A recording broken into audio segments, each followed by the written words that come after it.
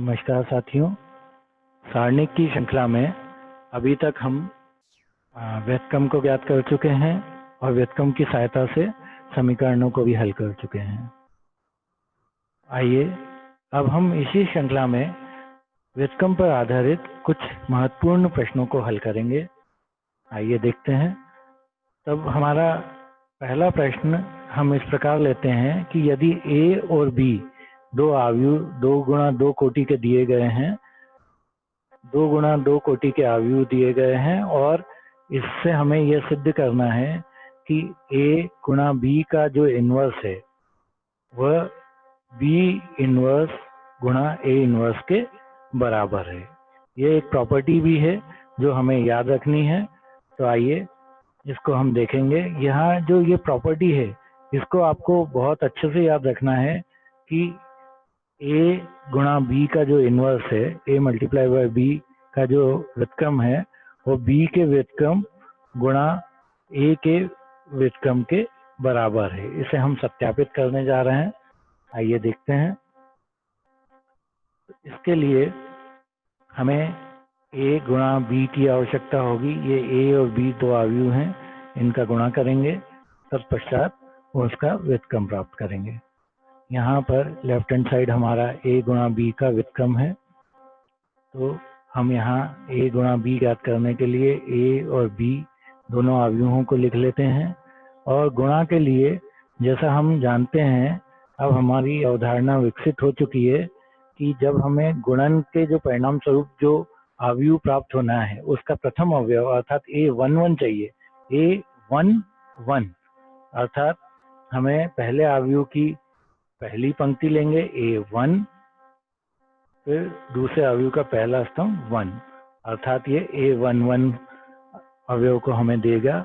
इसमें हम संगत अवयवों का गुणा कर लेंगे, जिसमें 3 का गुणा 6 से हो जाएगा, 7 का गुणा 7 से हो जाएगा, तत्पश्चात इनको जोड़ लेंगे। अब हम A12 प्राप्त करने के लिए इस 3 7 A12 अर्थात पहले अवयव की पहली पंक्ति का गुणा दूसरे अवयव के दूसरे स्तंभ से होगा, दूसरे अवयव के दूसरे स्तंभ से होगा, अर्थात इस स्तंभ से होगा। तब हम संगत अवयवों का गुणा करके A12 संगत अवयवों का गुणा करके जोड़कर A12 प्राप्त कर सकते हैं। आइए देखते हैं इसको। यहाँ देखिए हमने जोड़कर भी बता दिया है। तो 3 का गुणा 6 में हुआ है, 7 का गुणा 7 में हुआ है और दोनों को जोड़ दिया है। इसी प्रकार 3 का गुणा 8 में हुआ है, 7 का गुणा 9 में हुआ है और दोनों को जोड़ दिया है। 2 का गुणा 6 में हुआ है और 7 का गुणा 5 में हुआ है, तत्पश्चात दोनों को जोड़ दिया गया है। और 2 का गुणा 8 में हुआ है, 5 का गुणा 9 में हुआ है और दोनों को जोड़ दिया है। इस प्रकार हमें एक 2 गुणा 2 कोटि का अवयव प्राप्त होता है, जिसके अवयव प्रथम पंक्ति के अवयव 67, 87 और द्वितीय पंक्ति के अवयव 47, 61 हैं। इस प्रकार हमने ए बी प्राप्त कर लिया है। अब ए बी इनवर्स प्राप्त करने के लिए पहले हमें इसके सारणिक का मान ज्ञात करना पड़ेगा। तो इसका सारणिक का मान जो है 67 में हम 61 का गुणा करेंगे और वहाँ 87 में 47 का गुणा करके इन दोनों का अंतर ज्ञात कर लेंगे। 67 में 61 का गुणा करके उसको घटा लेंगे 87 गुणा 47 से। अब -2 की प्राप्ति होगी। यहाँ पर हमारा A गुणा B का जो सारणिक है वो -2 है। अब हम सारणिक का मान ज्ञात कर चुके हैं जो कि नॉन जीरो है, अर्थात हमारे A गुणा B का व्युत्क्रम संभव है, यह एक व्युत्क्रमणीय अवयव है। तब हम इसका व्युत्क्रम ज्ञात करने के लिए इसके सरखंड ज्ञात करेंगे। इसके A गुणा B का जो अवयव प्राप्त हुआ है उसे पुनः लिख लेते हैं तथा हम इसके सारणिक का मान भी लिख लेते हैं। सारणिक का मान -2 है, जो 67 multiply by 61 minus 47 multiply by 87 से आया है। अब हम इसके सरखंड ज्ञात करेंगे। सरखंड जो है प्रत्येक अवयव के सरखंड होते हैं। 67 का सरखंड होगा, 87 का सरखंड होगा, 47 का सरखंड होगा और 61 का सरखंड होगा। आइए देखते हैं। तब हमारा 67 का सेकंड, क्योंकि ये A11 है अर्थात प्लस में ही रहेगा, तो ये 61 आया। -1 की पावर जो 1 + 1 एक इवन नंबर है, इसलिए ये 61 आया। फिर A12 अर्थात 87 का, तो 1 + 2 ऑड नंबर है, तो इसका चिन्ह बदल जाएगा, 47 का चिन्ह बदल के -47 आया। इसी प्रकार A21 -87 आएगा, A22 67 आएगा। अब हम इसका आव्यूह बना लेंगे, इसका ये कोफैक्टर मैट्रिक्स बना लेंगे। देखते हैं, तो यह 61 -47 -87 67 हुआ। अब हमें एडजॉइंट की आवश्यकता होगी अर्थात सहखंडक की आवश्यकता होगी, जो कि इस आव्यूह के परिवर्त से प्राप्त होगा। आइए देखते हैं। तो एडजॉइंट ऑफ ए बी जो है अर्थात ए बी का सहखंडक जो है वह इसकी जो प्रथम पंक्ति है, इसकी जो प्रथम पंक्ति है वह यहाँ पर प्रथम पंक्ति प्रथम स्तंभ में परिवर्तित हो गई है परिवर्त लेने के पश्चात, और द्वितीय पंक्ति द्वितीय स्तंभ में परिवर्तित हो गई है। इस प्रकार हमें एडजॉइंट ऑफ ए बी का मान ज्ञात हो गया है।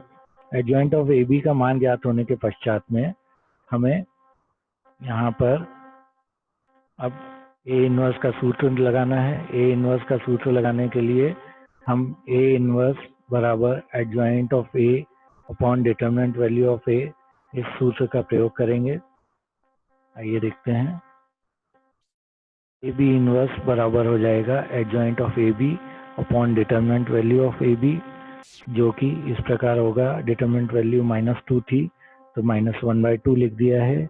एडजॉइंट ऑफ ए बी का मान 61 -87 -47 67 है। और आप सभी लोग किसी अचर का गुणा यदि किसी आव्यूह में किया जाता है तो उस अचर का गुणा प्रत्येक अवयव में हो जाता है। तो इस प्रकार हमें -61/2, 87/2, 47/2, -67/2 के रूप में एक आव्यूह की प्राप्ति हुई है। इस प्रकार हमने हमारे वाम पक्ष अर्थात लेफ्ट हैंड साइड को हल कर लिया है। अब हम राइट हैंड साइड अर्थात B inverse into A inverse को हल करेंगे।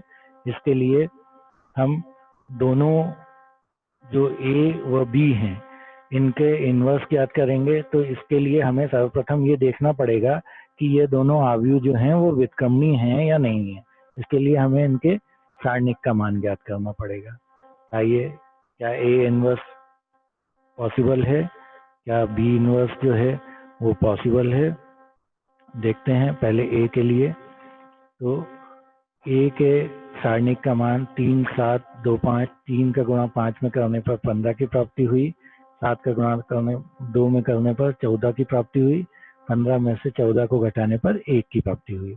अर्थात आपका जो ए जो है वो शून्य नहीं है, इसलिए ए जो है व्युत्क्रमणीय है। जब हमें यह ज्ञात हो गया है कि ए शून्यतर, सारणिक ए जो है वो शून्यतर है, तब हम इसके व्युत्क्रम की दिशा में आगे बढ़ सकते हैं, जिसके लिए हमें प्रत्येक अवयव सहखंड ज्ञात करना पड़ेंगे। सहखंड ज्ञात करने के लिए हालांकि आव्यूह से देखते हैं। यहाँ पर आप देख सकते हैं, तो 3 का सहखंड जो होगा वह 5 होगा, और 7 का सहखंड जो होगा वो -2 हो जाएगा। 2 का सहखंड जो होगा वो -7 होगा, और 5 का सहखंड जो है वो 3 होगा। तो इस प्रकार हमने सभी सहखंड ज्ञात कर लिए हैं। अब हम इन सहखंडों का आव्यूह बनाएंगे। यहाँ पर इसका आव्यूह बनाने पर 5 -2 -7 3 की प्राप्ति हुई। अब हमें एडजॉइंट ऑफ ए निकालना है अर्थात सहखंडज ए का सहखंडज निकालना है, तो वो इसके परिवर्त से प्राप्त होगा। यहाँ आप देख सकते हैं कि प्रथम पंक्ति प्रथम स्तंभ में बदल गई है, द्वितीय पंक्ति द्वितीय स्तंभ में बदल गई है। एडजॉइंट ए प्राप्त होने के पश्चात हम ए इनवर्स आसानी से ज्ञात कर सकते हैं। तो ए इनवर्स का मान होगा adjoint of A upon determinant value of A. Adjoint A का मान हम यहाँ रख देंगे। डिटरमिनेंट वैल्यू ए की 1 थी, तो ये 1 रहेगी, अर्थात ये ए इनवर्स का मान as it is adjoint of A के इक्वल आ जाएगा। 5 - 7 - 2 3, यह ए इनवर्स का मान आ गया है। अब हमें बी इनवर्स ज्ञात करना है। उसके लिए डिटरमिनेंट वैल्यू ऑफ बी की आवश्यकता है। तो डिटरमिनेंट वैल्यू ऑफ बी 6879, इसको डायगोनल वाइज मल्टीप्लाई करेंगे। 6 multiply by 9 is equal to 54 and 7 multiplied by 8 is equal to 56, and therefore 54 minus 56 is equal to -2। यहाँ पर डिटरमिनेंट वैल्यू ऑफ जो b है वो भी नॉन जीरो है, -2, अर्थात इसका व्युत्क्रम भी संभव है। इसका व्युत्क्रम ज्ञात करने के लिए पुनः हमें सहखंड ज्ञात करने पड़ेंगे। आइए देखते हैं। तो ये डिटरमिनेंट वैल्यू हमने पहले ज्ञात कर ली है। अब सहखंड ज्ञात करने के लिए हम 6 का सहखंड ज्ञात करेंगे। तो 6 का सहखंड जो होगा वो 9 हो जाएगा। आप सीधे सीधे भी देख सकते हैं, बस आपको ऋण चिन्ह और धन चिन्ह का ध्यान रखना पड़ेगा। तो 6 का सहखंड ज्ञात करने के लिए हम देखते हैं, हमने 6 को छुपा लिया है, 6 से संबंधित पंक्ति को छुपा लिया है, 6 से संबंधित स्तंभ को भी छुपा लिया है। हमारा 9 बचा और ये A11 अवयव है, अर्थात इसका जो 9 है इसका चिन्ह परिवर्तित नहीं होगा। इसी प्रकार जब हम 8 का सहखंड ज्ञात करेंगे तो अब हम 8 से संबंधित पंक्ति को छुपा लेंगे और 8 से संबंधित स्तंभ को छुपा लेंगे, परंतु ये A12 अवयव है तो इस 7 का चिन्ह बदल के ऋण 7 हो जाएगा। इसी प्रकार 7 और 9 के भी सहखंड हम ज्ञात कर लेंगे। आइए देखते हैं इसके सहखंड हमें क्या प्राप्त होते हैं। तो A11 अर्थात 6 का सहखंड जो है 9 प्राप्त हुआ है। A12 अर्थात 8 का सहखंड हमें -7 प्राप्त हुआ है और A21 अर्थात 7 का सहखंड हमें -8 प्राप्त हुआ है। A22 अर्थात 9 का सहखंड हमें 6 प्राप्त हुआ है। अब हम इसके आव्यूह का निर्माण करेंगे। आव्यूह का निर्माण 9 -7 -8 6 और इसका एडजॉइंट अर्थात सहखंडज ज्ञात करने के लिए b का हमें इस आव्यूह का परिवर्त प्राप्त करना पड़ेगा। तब यह जो पंक्ति है यहाँ स्तंभ में परिवर्तित हो जाएगी, दूसरी पंक्ति दूसरे स्तंभ में परिवर्तित हो जाएगी। अब हम b इनवर्स आसानी से ज्ञात कर सकते हैं। b इनवर्स ज्ञात करने के लिए वही सूत्र adjoint of b on determinant value of b लगाते हैं। यह हमने एडजॉइंट ऑफ b ज्ञात कर लिया था, 9 -8 -7 6 और डिटरमिनेंट वैल्यू ऑफ b जो थी हमारी -2 थी। यहाँ पर -2 का हम गुणा नहीं करेंगे, इसे बाद में लास्ट में गुणा कर लेंगे। तो b इनवर्स गुणा a इनवर्स ज्ञात करने के लिए ये हमारा b इनवर्स है, इसका गुणा a इनवर्स में करना है। तो गुणा की संक्रिया के लिए आप जानते हैं ये रो कॉलम वाइज गुणा होता है। तो यहाँ पर रो कॉलम वाइज गुणा कर लेंगे। प्रथम अवयव की प्राप्ति के लिए पहले अवयव की प्रथम पंक्ति और दूसरे अवयव का प्रथम स्तंभ लेंगे और इसमें एलिमेंट वाइज ऑर्डर वाइज जो है मल्टीप्लाई कर देंगे। जैसे 9 का गुणा जो है जाएगा -8 का गुणा -2 से हो जाएगा और दोनों को जोड़ दिया जाएगा। इसी प्रकार अन्य 3 अवयव भी हम प्राप्त कर लेंगे। देखते हैं जब हमने गुणा किया है इसका तब हमें 9 गुणा 5 45 माइनस प्लस 8 दूना 16 45 और 16 61 की प्राप्ति हुई है। इसी प्रकार 9 में -7 का गुणा करने पर -63 और 8 में 3 का गुणा ऋण चिन्ह के साथ में करने पर 24 की प्राप्ति हुई है और -24 और इनको घटा लेने पर हमें -87 की प्राप्ति हुई है। तो यहाँ पर हमें इस प्रकार यहाँ b इनवर्स गुणा a इनवर्स की प्राप्ति हो गई है। b इनवर्स गुणा a इनवर्स की प्राप्ति के पश्चात हम इसको a b इनवर्स से तुलना कर लेंगे। यहाँ पे -1/2 का अंदर गुणा कर दिया गया है। तो इस प्रकार -61/2 87/2 47/2 -67/2 की प्राप्ति हुई है।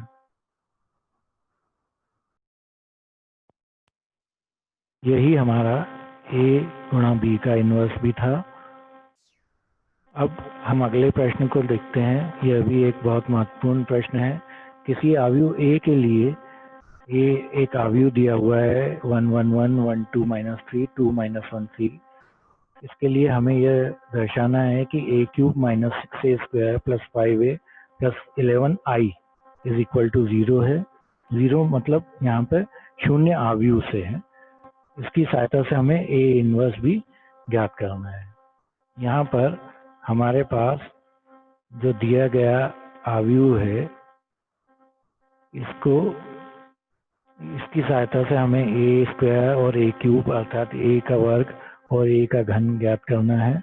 तो देखिए, जब a में a का गुणा कर देंगे तो a² की प्राप्ति होगी, और a² में पुनः a का गुणा कर देंगे तो a³ की प्राप्ति होगी। आइए देखते हैं। a² के लिए हमने a में a का गुणा कर दिया है। इसके लिए वही क्रिया को पुनः दिखाया गया है। a11 प्राप्त करने के लिए हमने पहले अवयव के पहले पंक्ति को लिया है, और 1 1 है इसलिए दूसरे अवयव के पहले स्तंभ को लिया, और संगत अवयवों अर्थात 1 का मल्टीप्लिकेशन 1 से, इस 1 का मल्टीप्लिकेशन इस 1 से, और इस 1 का मल्टीप्लिकेशन इस 2 से करके तीनों को जोड़ दिया है।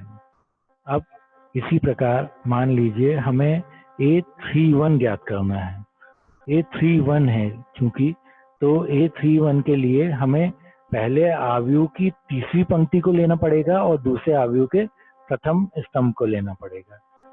वह इस प्रकार होगा कि 31 ज्ञात करने के लिए ये हमने पहले अवयव की तीसरी पंक्ति को लिया है और दूसरे अवयव के प्रथम स्तंभ को लिया है। अब संगत अवयवों का गुणा कर लेंगे। संगत अवयव अर्थात 2 का गुणा 1 से हो जाएगा, -1 का गुणा -1 से हो जाएगा, और 3 का गुणा 2 से हो जाएगा, और तीनों को जोड़ लेंगे तो a31 की प्राप्ति हो जाएगी। इस प्रकार गुणा करते हैं, जो कि आप लोगों को पूर्व में विदित है। आइए देखते हैं। तो इस प्रकार हमारा a² जो है प्रत्येक जोड़ के रूप में लिख दिया गया है।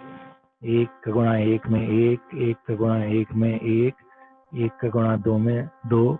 इसी प्रकार जैसे मैंने a31 के लिए बताया था, 2 का गुणा 1 में 2, -1 का गुणा 1 में -1, और 3 का गुणा 2 में 6, और तीनों को जोड़ दिया। इस प्रकार हमें गुणन प्राप्त हो जाता है, जो कि a² के रूप में होगा। a² का मान हमें 4 2 1 -3 8 -14 7 -3 14 के रूप में प्राप्त हुआ है। इसकी सहायता से हम a का क्यूब ज्ञात करेंगे। a का घन ज्ञात करने के लिए a² में a का गुणा करेंगे। यहाँ हमें a² की प्राप्ति पहले ही हो चुकी है। a² जो है वह रेड शेड में दिखाया गया है, और जो a है वो हमारा ब्लू शेड में है। अब इनका गुणा जैसा आपने पहले किया था गुणन, वैसा ही करेंगे हम। जैसे मान लीजिए हमें a22 की प्राप्ति करनी है, तो a22 की प्राप्ति के लिए हमें पहले अवयव के हमें दूसरी पंक्ति को लेना पड़ेगा। दूसरी पंक्ति अर्थात ये, और 2 2 है तो दूसरे अवयव के दूसरे स्तंभ को लेना पड़ेगा, और तत्पश्चात संगत अवयवों का गुणा करके जोड़ देंगे। जैसे -3 का गुणा 1 में हो जाएगा, 8 का गुणा 2 में हो जाएगा, और -14 का गुणा -1 में हो जाएगा। तत्पश्चात तीनों परिणामों को जोड़ देंगे। तो इस प्रकार हमें a22 अवयव प्राप्त हो जाएगा। यह आप सभी लोग पूर्व में पढ़ चुके हैं। तो आइए देखते हैं कि a³ क्या प्राप्त होता है। इसको भी जोड़ द्वारा दर्शा दिया गया है। यहाँ पे देख सकते हैं आप, जैसा मैंने बताया था, -3 का गुणा 1 में -3, 8 का गुणा 2 में 16, -14 का गुणा -1 में +14। इसी प्रकार आप कोई भी अवयव ज्ञात कर सकते हैं। मान लीजिए आपको ये अवयव a32 ज्ञात करना है। a32 ज्ञात करना है आपको, तब आप क्या करेंगे? तो A32 ज्ञात करने के लिए ये आपका A32 है। इसको ज्ञात करने के लिए पहले अवयव की तीसरी पंक्ति को लेंगे, पहले अवयव की तीसरी पंक्ति को लेंगे और 2 है, 32, तो दूसरे अवयव के दूसरे स्तंभ को लेंगे और संगत अवयवों का गुणा कर देंगे, अर्थात इस 7 का गुणा 1 में हो जाएगा, -3 का गुणा 2 में हो जाएगा और 14 का गुणा 1 में हो जाएगा। देख लीजिए वही मान प्राप्त हुए हैं। 7 का गुणा 1 में करने पर 7 की प्राप्ति हुई है, -3 का गुणा 2 में करने पर -6 की प्राप्ति हुई है और 14 का गुणा -1 में करने पर -14 की प्राप्ति हुई है, जिनको आपस में जोड़ देंगे। तो इस प्रकार हमें प्रत्येक अवयव की प्राप्ति हो जाती है। इनको हल करने पर हमें a क्यूब के मान की प्राप्ति होती है। a क्यूब 8, 7, 1, -23, 27, -69, 32, -13, 58 के रूप में प्राप्त होता है। इस प्रकार अब हमारे पास a cube, a square, a और i क्योंकि संगत 3/3 का मैट्रिक्स होगा तो वो 3 गुणा 3 का एक तत्समक अवयव लेंगे। इसके लेफ्ट हैंड साइड में हम मान रखते हैं, मान प्रतिस्थापित कर दिए गए हैं। तो ये a क्यूब का मान है -6, ये a स्क्वायर का मान +5, a का मान 11 और i के स्थान पे यहाँ पे क्योंकि ये इस प्रकार संदर्भित है कि ये 3 गुणा 3 के ही सभी अवयव हैं, तो ऐसा ही तत्समक अवयव लिया जाएगा। सभी मानों को a क्यूब का मान, a स्क्वायर का मान और a का मान यहाँ प्रतिस्थापित कर दिया गया है। अब अचर के गुणधर्म से हम जानते हैं कि यहाँ पे अचर का गुणधर्म इस प्रकार होगा कि इस 6 का गुणा जो है वो प्रत्येक अवयव में हो जाएगा। इस 6 का गुणा इस 4 में भी होगा, इस 2 में भी होगा, इस 1 में भी होगा, इस -3 में भी होगा, इस प्रकार सभी में होगा। इसी प्रकार 5 का गुणा भी सभी अवयवों में हो जाएगा। तत्पश्चात हमें परिणाम स्वरूप जो एक स्टेप मिलेगी वो इस प्रकार होगी।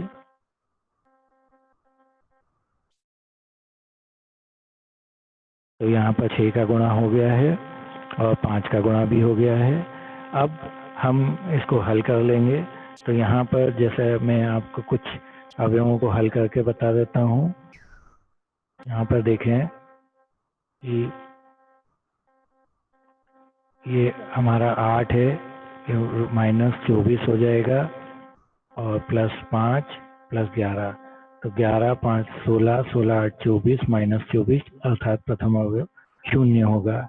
इसी प्रकार इस अवयव को देख लें या किसी और अवयव को देख लें तो हमें सभी मान प्राप्त हो सकते हैं। जैसे ये 1 है, 1 -6 +5 +0, तो 5 और 1 6, 6 -6 0, इस प्रकार ये प्राप्त होंगे।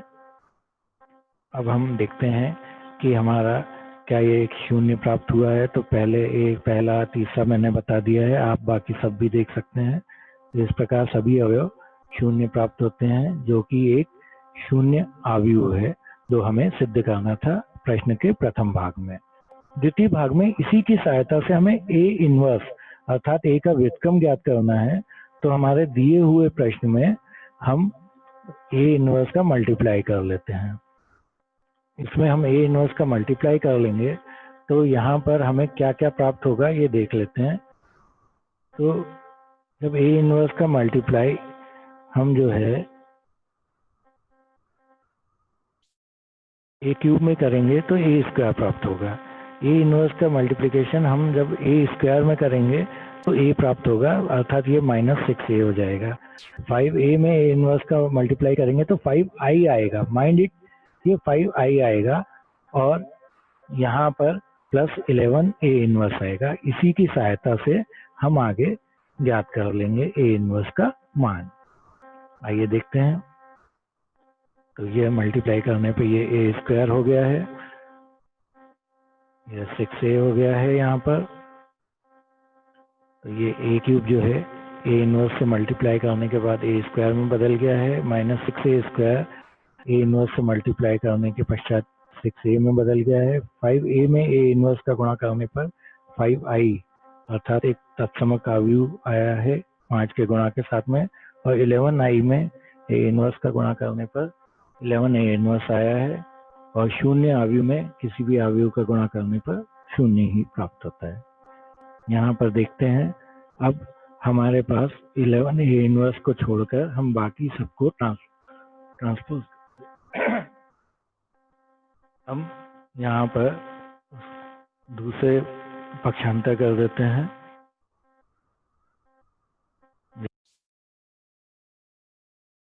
अब यह 11a inverse is equal to minus A square minus 6a plus 5i की प्राप्ति होती है। अब हम 11a इनवर्स का ही मान ज्ञात करते हुए लास्ट में 11 का भाग दे देंगे। a स्क्वायर का मान हमारे पास पहले से मौजूद है, a का मान है, i हम संगत मान को रख देंगे। a स्क्वायर का मान प्रतिस्थापित कर दिया, प्लस 6, यहाँ पे माइनस जो कॉमन है इसको मल्टीप्लाई कर दिया है, तो माइनस ए स्क्वायर हो गया है, माइनस का माइनस से गुणा होकर प्लस हो गया है, और ये माइनस का प्लस से गुणा होकर माइनस हो गया है। अब जब ये मान है इनको प्रतिस्थापित कर दिया है, तब इसमें अचर का गुणा कर लेंगे, और अचर का गुणा करने के पश्चात इसे हल कर लेंगे, तो ये मान -3 4 5 9 -1 4 5 -3 -1 के रूप में प्राप्त होता है। अब यहाँ 11 से भाग कर लेंगे, अब हमारा ए इनवर्स बराबर 1/11 -3 4 5 9 -1 -4 5 -3 -1 होगा। अब इस 11 का भाग सभी में हो जाएगा, तो ए इनवर्स का मान हमें इस प्रकार प्राप्त हो जाएगा।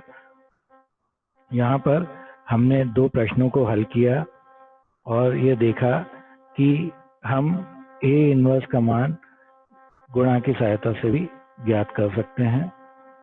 यह हमने ए इनवर्स को ज्ञात किया है। अब आगे जो है, हम आगे इसी कड़ी में अवयव के कुछ और प्रश्नों को अगले वीडियो में हल करेंगे। धन्यवाद। आशा है कि आप सभी लोग इन सभी प्रश्नों को अच्छे से समझ गए होंगे।